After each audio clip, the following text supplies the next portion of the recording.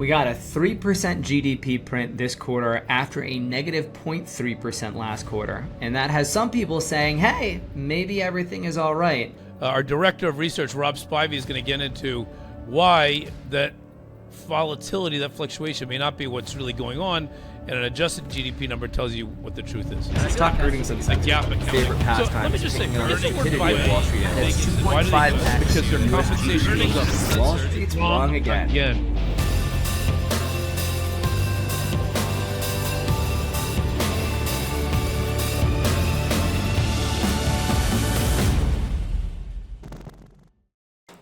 So Joel, a few months ago, we came out, it was late, I think it was late April, early May, when the GDP numbers came out for Q1, and we basically said, look, everybody, don't overreact to a negative 0.3% print. It's not the real story that's here. Things are much better, but let's come back for next quarter and see if the reality is we're going to see a boomerang in the other direction here on the other side. And so everybody, right, this is exactly what we're highlighting. Let's talk back what we talked about last quarter. And last quarter what we highlighted is, look, everybody was gnashing teeth about the idea that, oh, look, the tariffs and President Trump's policies and everything else is crushing the economy. And right, we literally had a negative 0.3% print for GDP. That's one negative quarter print away from a recession. What's going on? And what we highlighted everybody is we said, well, hold on.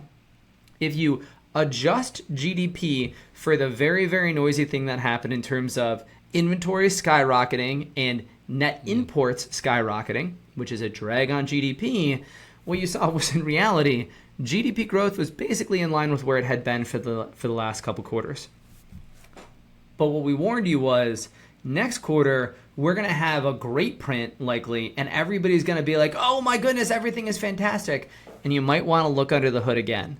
Because here's what we saw and basically things played out exactly as we highlighted, right? This quarter, we saw a print that was 3% in terms of what GDP growth is, in terms of for early estimates for GDP growth. And it looks like, everything has bounced back and is back within trend of what it was the last couple of quarters.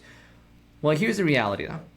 A lot of that was caused because exactly what we highlighted was going to happen. Right, the reason why we saw negative GDP growth was because we saw a massive pull forward of imports to avoid the tariffs. And this quarter, what we're going to see is a massive drop in imports to avoid, because everybody already pre-imported stuff for the tariffs. And that gave us a huge boost. Well, if we adjust that out, what we really see is actually GDP growth was significantly weaker this quarter than it has been for basically the last 3 years. It came down. And so what we thought would be really good is to actually dig in to say, hey, let's understand why. And is this a reason for us to actually be a little concerned? Right? Do we need to actually say, oh no, is there some curveball coming in here that's actually causing issues? So we dug in and we looked at the details. So what you're seeing here, this is GDP growth, the average GDP growth for the last 3 years, quarterly growth, just smoothed out. And then what GDP growth was in Q2 2025. You can see we were about 150 basis points under trend. Well, let's dig into the why. Well, the first reason why was because services was a drag this quarter, right? Services normally contributes about 1.3% of GDP growth. This quarter was only 50 basis points. Well, guess what? Anybody if you've been watching the Altimetry Authority the last couple months, you know we've been talking about the issues that the consumer is under for a while. So if we're going to be honest, this is no surprise that we're below trend in terms of the consumer. This is something we know about, we're aware of, and everything else. Well, so the second part, fixed investment, right? You might remember that we've talked a few times in terms of the AI boom and everything else, but let's be real, right? Corporate investment happens when company management teams have visibility in what's going to happen in terms of earnings, in terms of revenue, in terms of the general structure of how things are going to go, right? You always hear corporate management teams, right, Joel, talk about the idea of like, give me a good firm visibility on where regulation is going to be for the next 3 years, and I can make investment decisions.